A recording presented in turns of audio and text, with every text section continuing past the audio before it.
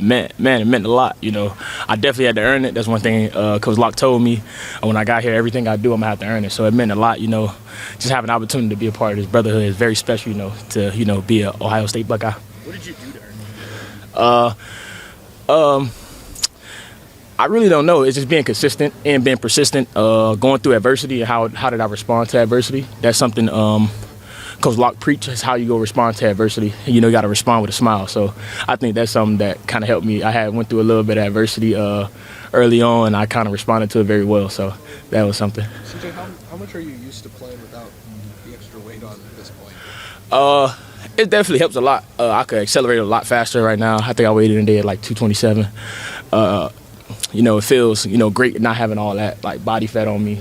It allows me to play more downs and be more explosive. Was the spring about just getting used to playing without that weight, and now it's, starting to hit the ground running, or how have you kind of processed all that? Yeah, definitely. It was like trial and error just to see how I would react to it, how my body will react to it. Now we're just trying to maintain that weight and not try to, bump up too much or get too low. People are kind of worried that you might lose some power with that. Have you noticed that you haven't lost any of that power that came with the extra weight now that you've lost it? Nah, we have an amazing strength coach, strength staff. That's never gonna happen. And we have a great, nutritionist. Allows me, each and every day she helps me plan my meals and stuff like that. So I don't feel no difference besides just me running faster. I assume this is the best passing offense you've played in. How does that impact you? Is there more freedom? Is there more room for you? Definitely. You got zone 6 out there. It's kind of hard to guard them guys man to man. So it definitely helps the run game out a lot. What's it like for you? Like, experiences.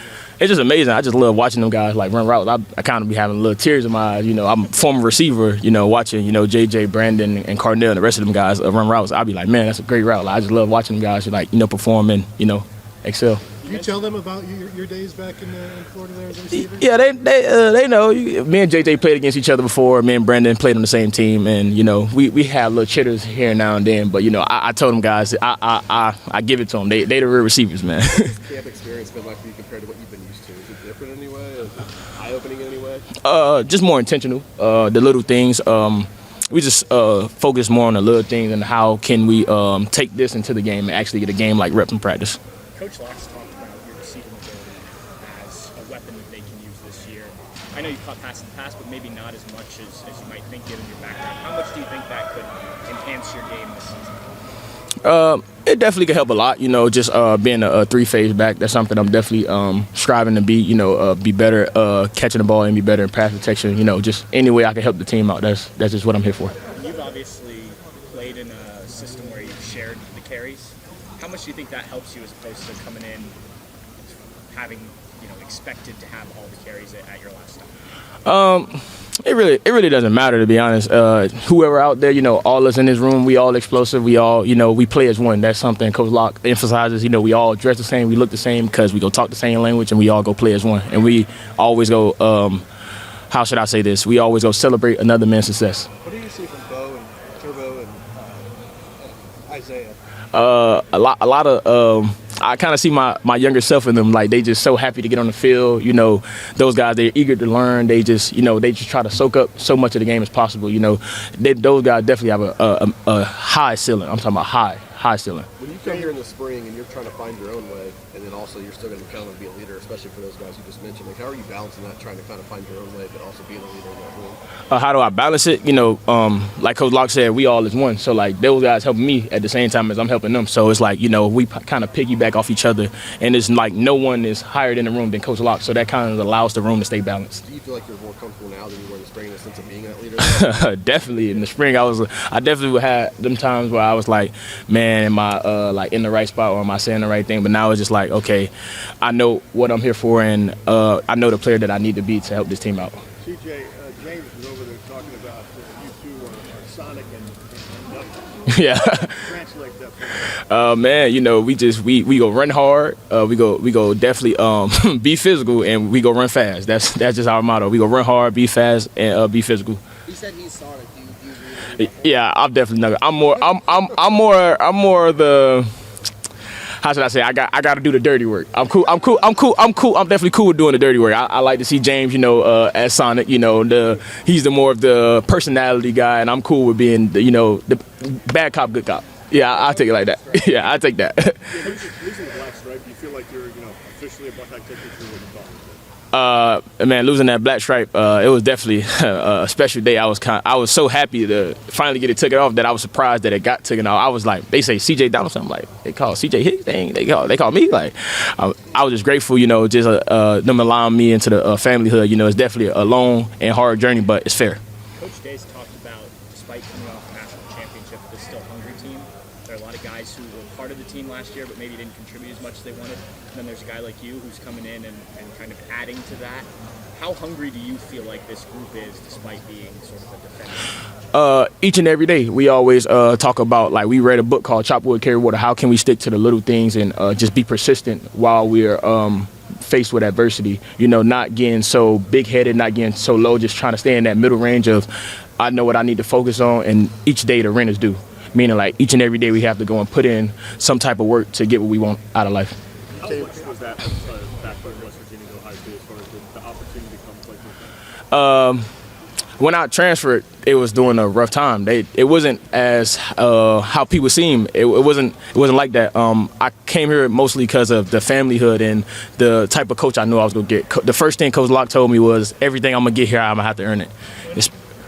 So that was like one of the main factors. Like, he told me he was going to challenge me. He was going to bring a different personality and a different animal out of me, which I'm like, I need that challenge. It's important to be challenged. When did you guys read the book, Chop Wood, Carry Water? Each day during the summer, Coach Mick have us read a chapter, and we'll come in, we'll talk about it. It'll be all around the building, everybody in the building to read it, and then we'll just consistently pull phrases, paragraphs. Even now in camp, we still talk about the book, even though we already read the books. So it's like something that we continually just keep reiterating and keep repeating throughout the program. Coach Mick was the one who was leading that? It's somewhat like Coach Mick, Coach Day, everybody was kind of leading it, but he would tell us, okay, this day we're reading chapter 1, we would just keep going along throughout the book until we finish the book. What was your favorite part? My favorite part of the book. My favorite part of the book is when John Akira Akira told John that in order to be a samurai, it's going to take you 10 years. But in John's mind, he's like, but what if I work twice as harder each day? I could skip it to 5, I skip it to 7. And each day he was saying it's going to take you longer to continually become a samurai if you think that way. It's each and every day you have to be consistent with the little things. And in that 10-year span, you will become a samurai. Trying to skip around and create loops and gaps and stuff like that, you won't be able to become a samurai. The important part is being consistent each and every day with chopping wood and carry water throughout those first few years. And then by your 10th year, you'll be like, man, I'm a samurai. Just like now, I finally got my black stripe off. When I came in the spring, I was like, man, I can't wait to get my black stripe off. But throughout that book, it helped me realize, I'm thinking about it the wrong way. I just need to be consistent on working on the things that I'm not good at right now and continually work on that, and eventually I'll get my black stripe off. Last question. James Larinata said the other day that Coach Day's been reminding you guys to get your minds right for what that Texas game's going to be like, everything surrounding it, all the hype, all the pageantry, and those things like that. How often do you get caught, kind of just thinking about what that's going to be like to be in that stadium, in that matchup, in that situation, everything you came here for? Each and every day, you got to think like that. Each and every day we play in Texas. Like today, we had an opportunity to play Texas, and did we win or did we lose? That's the important part. Did we get better or did we get worse? And I definitely think we got better today. We always pushing each other. Defense always pushing offense, offense pushing defense. So it's important each and every day we treat it like the game is today, not the game is whichever day I don't remember, but the game is today, if that makes sense. CJ, thank you. Thank you. Thanks, CJ. For me, this camp's been fun. I've been having fun out there. I'm learning as much as everybody else, as my teammates. Getting to learn the running back room more. It's exciting. Are you? How much different does it feel right now to be in this camp compared to when you stepped in training camp this time? Last year, I was still new to camp. I didn't know what to expect. But now, everything's slowed down for me. Everything's more exciting for me. Everything's more fun. Everybody else just thinks camp is it's dreadful. But for me, I feel like I've been learning more and been acclimated more in this camp. What do you envision a good season for you is? What is that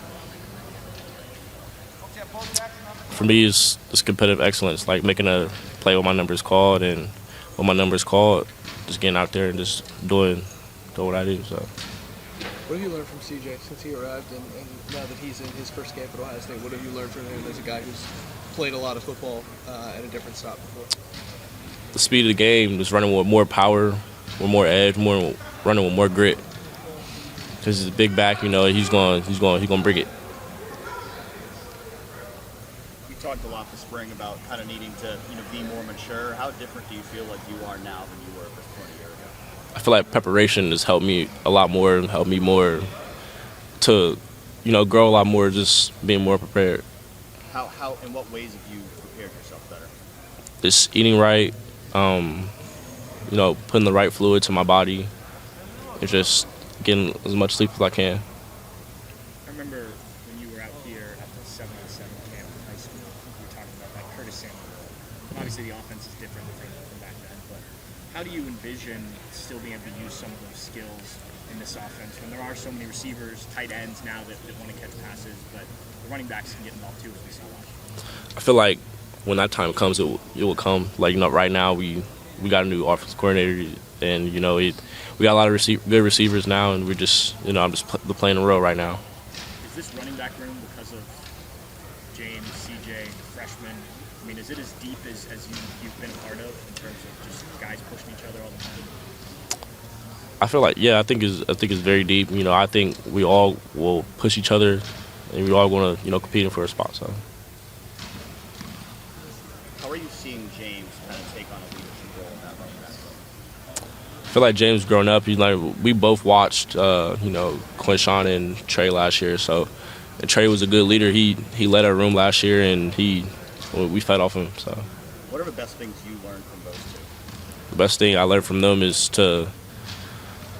just to grow up.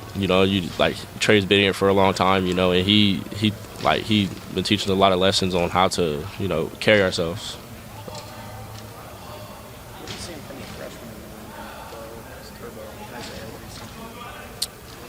I'm saying they want to learn, they want to be here, they want to get on the field, and they just want to be a good teammate to everyone in the running back room and just the teammates around them. How much as a freshman do you have to embrace that willingness to learn? Obviously, it's a big step up.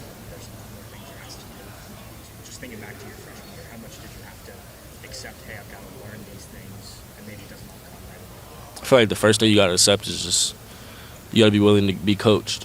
Our coach is is going to get on you every day. You got to take it on and just it's play by play. So if something don't go right one play, you just got to just go out next play. So. How much do mistakes bother you? Mistakes bother me a lot, but I know that I have the next play mentality. So even if I'm getting screamed at for that play, my focus on the next play, getting in the huddle, and getting the next play. So.